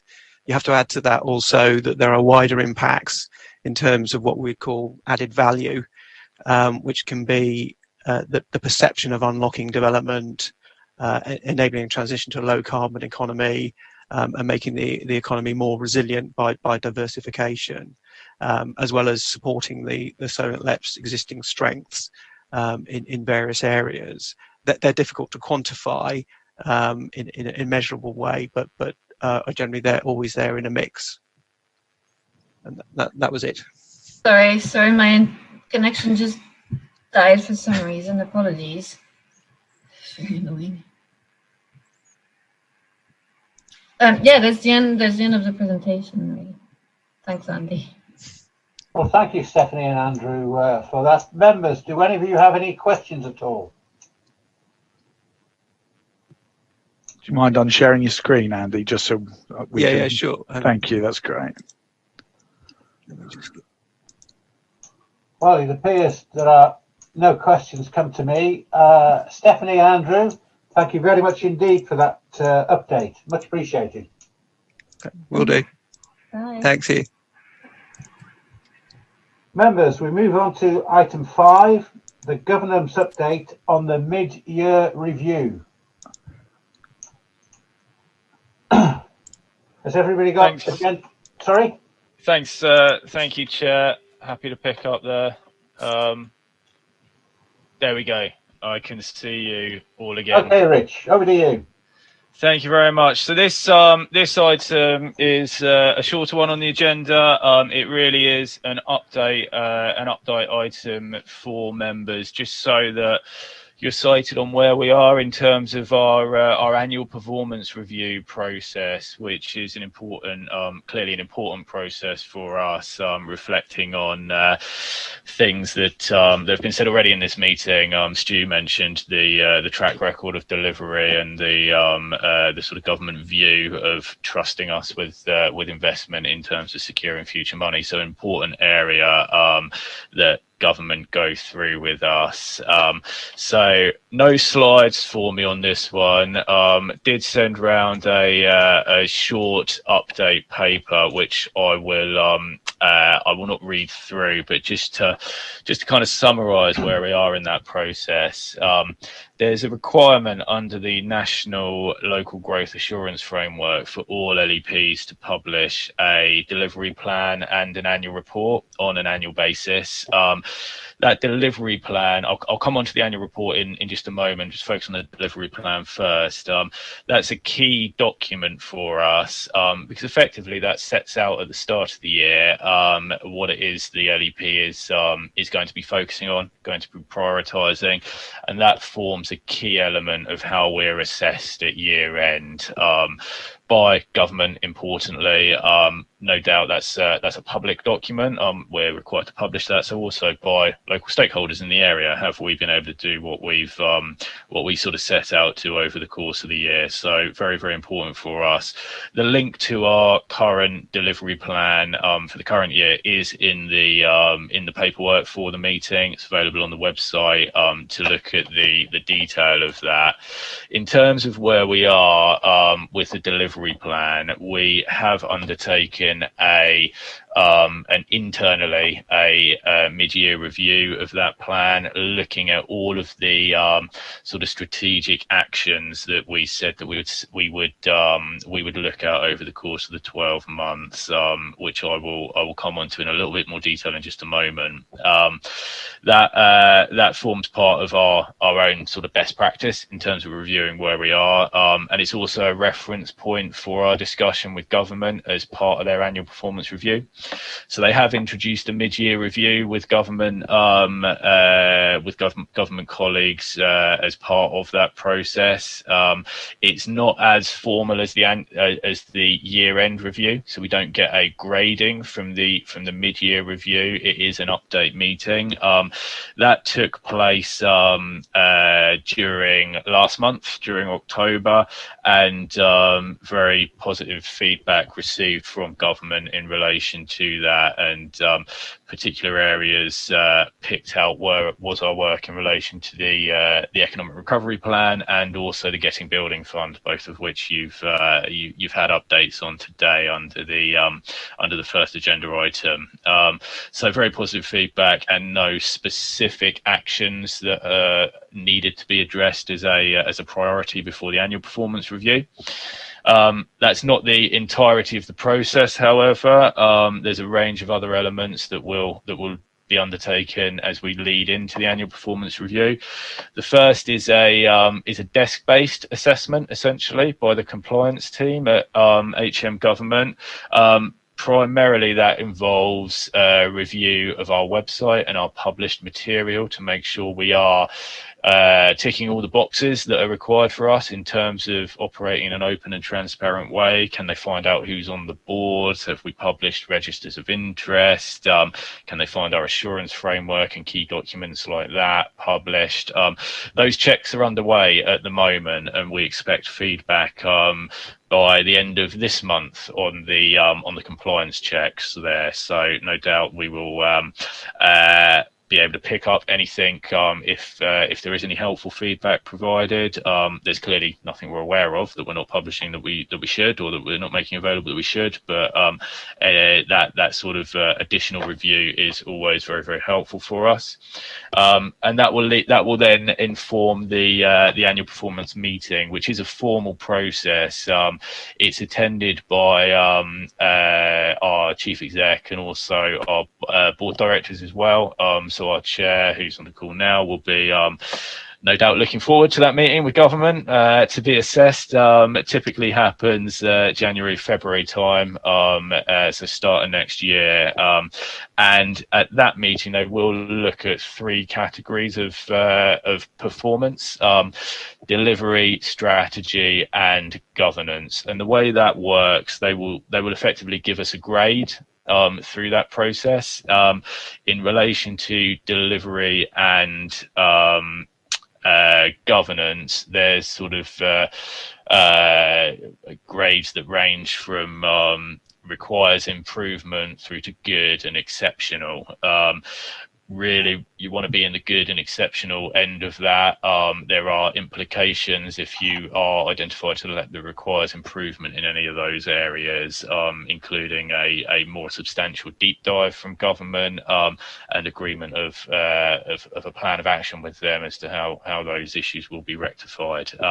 We've never been in a requires improvement phase at any of our annual reviews to date, it's worth noting, but really it's a really important point for us. We don't rest on our laurels. We are committed to continuous improvement, so still committed to that.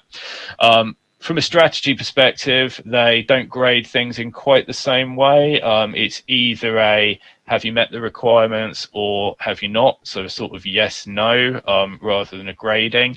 I think it's fair to say we're expecting, based on the feedback from the mid-year review, us to receive a positive outcome for that approach, but it is looked at slightly differently there. So that meeting will take place at the end of the year that we're working towards at the moment. The final point, just to flag in terms of the sort of annual performance and annual assurance piece that we have, is actually a role that's performed locally, and it, for those that were in attendance at the workshop that we held recently, where I did talk in detail about the role of the accountable body in these processes, this is where you start to see that play out. So as part of the annual performance review, our Section 151 officer at Portsmouth City Council, our accountable body, will be required to prepare an assurance statement, which effectively is setting out any concerns they have with the operation of the LEP, or indeed confirming that they do operate in accordance with the expected requirements of the National Assurance Framework. So we will be working with our accountable body in relation to that. And part of that work is an annual review of our assurance framework.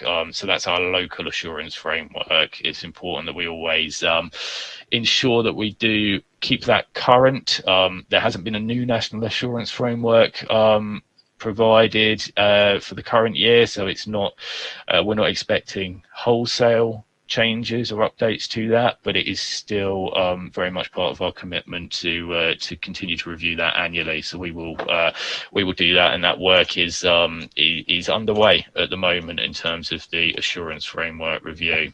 So that's kind of where we are in the overarching process, working towards year end. I will just pause for a moment on the delivery plan that I mentioned, because I do think that is an important point for colleagues to be aware of. And within the report, within the delivery plan, you'll see that structured against sort of the strategic areas of activity, and within each area there is a range of activities that we were expecting to take forward during the current year.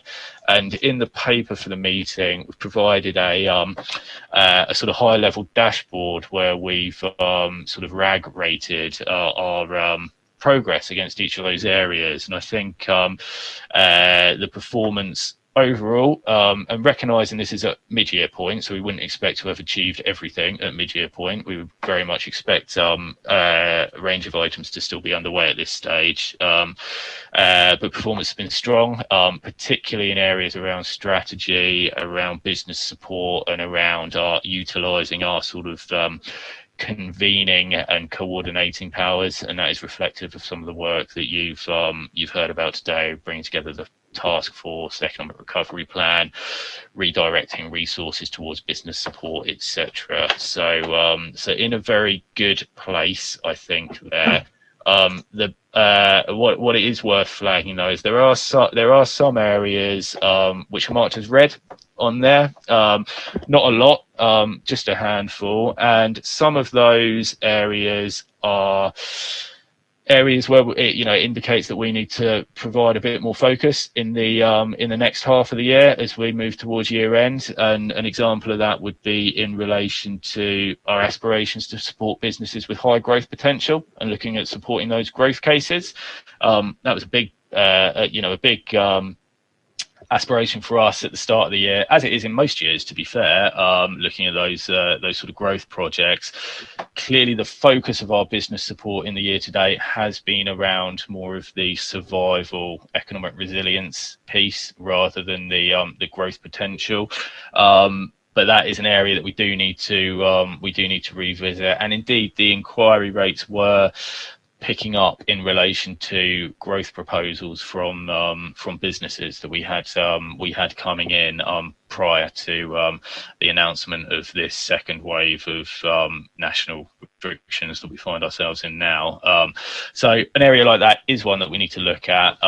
It is worth noting that there are also areas within the delivery plan that it is unlikely that we will see future further progress on during the coming year, and for good reason as well. So to give an example there, we do a lot of work around inward investment and looking at international trade. So we did set out trade missions, for example, that we were looking at taking forward during the coming year, building on our work with Maritime UK and developing relationships with the US through the US UK Global Trade Forum, as an example. Clearly, our international trade mission activity has been on hold with the international travel restrictions in place. Similarly, in areas such as exploration of a water taxi service around the Southampton waters area, that remains a aspiration for us. So I'm not saying it's not going to happen. For still very much a piece of work that we want to look at in the context of the decarbonisation and visitor economy activity that Stu has talked about on the economic recovery strategy. But the likelihood of us investing in that service for within year, considering where we are now, the social distancing restrictions, as well as the general experience and confidence in public transport that we're seeing at the same time, does mean it's unlikely that we will progress some areas like that within the short term. So that's just a few examples there where there is areas we won't take forward. The other element that we will pick up within that annual review and that conversation with government is clearly this year, probably more than ever, has been an extremely fast-paced, fast-moving year in terms of the activity that we've been involved in. So a whole host of the work that Brian and Stu have talked about today we weren't even aware of at the start of this year when we published our delivery plan. So things like the loan fund, the kickstarting tourism fund, the Getting Building fund, which was announced later in the year as an opportunity. They're all big areas of work which you won't see featured in our delivery plan for the start of the year, but that we will still pick up as part of our sort of summary of performance when we work with government there. So that's a bit of a high level overview of where we are in the process, really for Growth Forum members to note at this point, and clearly we will pick up the comments today in relation to governance and bring back a more detailed item for the next meeting where we can look at some of the audit activity, etc. that Philip's flagged. We will do that on the forward plan. The final point I wanted to mention before handing back, Chair, is in relation to the annual report for 2020. So that's the other key document I mentioned at the start, which will set out the activity. It's the backwards-looking document. The delivery plan is clearly the forward-looking document. The annual report reports on what we have done. So that will be due for publication in 2021. Got to publish it by April, 1st of April at the latest. And we are starting our work to think about that annual report now. And obviously, the content will be very different and reflective of what we've been doing over the recent year, but structurally and the sort of type of information that we'll include, we are looking at the annual report from 2019 as a template for that. I just wanted to flag that there's a link to our 2019 annual report within the paperwork for the meeting. I think as we're developing that, we would very much welcome any feedback from the Solent Growth Forum collectively or from individual members post the meeting. Very happy to pick up comments via email. Just to get a sense, is there information that you would expect to see included in that annual report that perhaps wasn't in the 2019 annual version? Is there any sort of key information you think we need to be drawing out or indeed publishing that you would have gone to our annual report expecting to see, but you didn't in the 2019 version? So any feedback would be very helpful in our development of that, because we will build that into the work we're doing ahead of preparing a report for the board to consider. So yeah, thank you. Happy to take that via email post the meeting, or indeed any immediate reflections. But I'll pause there, Chair, and hand back. Happy to take any questions or comments if there are any. Thank you, Richard. Members, do you have any questions? Alexis, you're muted. Yes, I just wanted to check something. You're talking about the water taxes. Is this the water taxi from the waterside development up Southampton Water and across to Hamble? Stu, do you want to come in on this one sure. at this point? Yeah, no, it's not that. No. So this is essentially, we're all aware there's significant congestion on our highway network, and yet we have this largely unutilized resource, the Solent, Southampton Water, Portsmouth Harbour, for moving people about. Obviously, it's used by Hythe Ferry, Gosport Ferry, the Warsash to Hamble sort of ferry that you mentioned as well. But I think there's a recognition that there could be a further opportunity to move people around, particularly with some of the coastal communities that are growing up. So Fawley Waterside will have about 1,500 houses there. We've already got places in Southampton, Ocean Village. I know the Harbour Hotel in Ocean Village are interested in that as well. So we're just exploring the opportunity, really, because we kind of got to the limit, so we can't just build any more roads, really. There isn't the space, and it's probably not the right thing to do.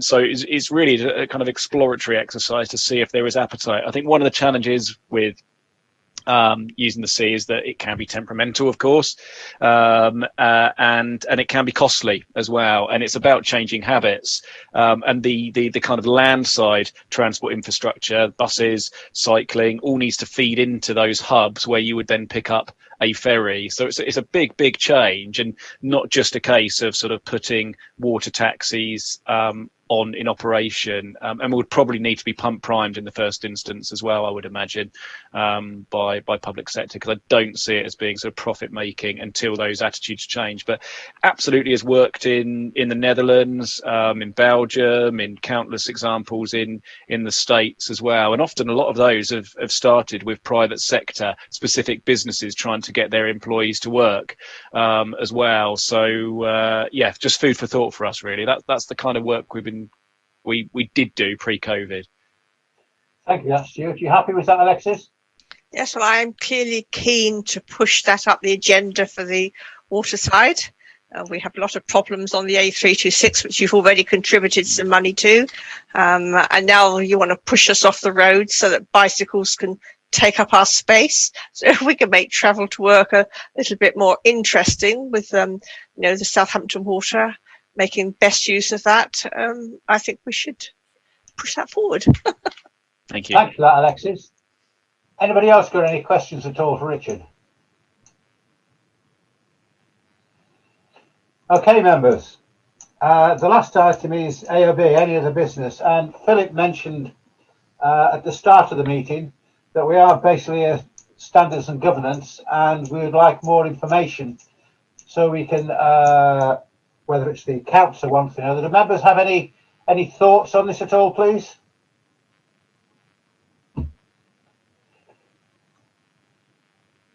Yes, Tony. I'd support Philip on what he was saying earlier about this, because I don't think we get enough information, and we certainly need that information to do our job properly, in my book. Thank you. Thanks for your comments there, Tony. Noted. Any other comments at all? So we're looking for more information. Sorry, Daniel, you're going to say something? Yeah, thank you, Chair. This is more probably less about scrutiny and more about trying to help more than anything. But I can't remember when we talked about this previously. But going back to the point about getting the information out there to the people that need it, one of the things, obviously, we can't talk to as many people physically as we want to right now, both as politicians on the day job and also on the campaigning job. But obviously, social media is very key about how we promote what's going on. And I don't know whether the LEP has or is thinking about having like a little WhatsApp group when it posts messages out, because what's really important to be able to do to promote these messages out as quickly as possible. And of course, you have got email, but you've got to read through all of it. So I don't know, it's more a question about how can we help you promote the positive stuff in this period to the people that need it. But of course, we need to know when it's coming out as well in order to do that. So it's more a question of how we might address that, Chair, than it is probably more than the scrutiny function. Thank you.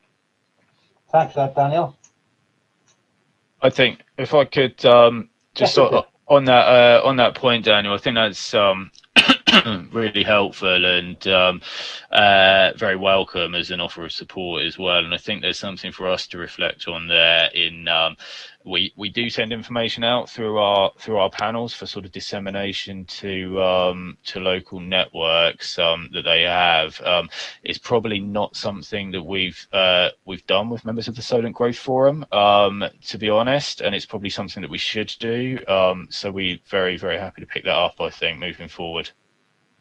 Okay, now Lauren and I were talking before the meeting, sort of discussing the forward plan and skills advisory plan, etc. And we're looking our next meeting sometime February, March.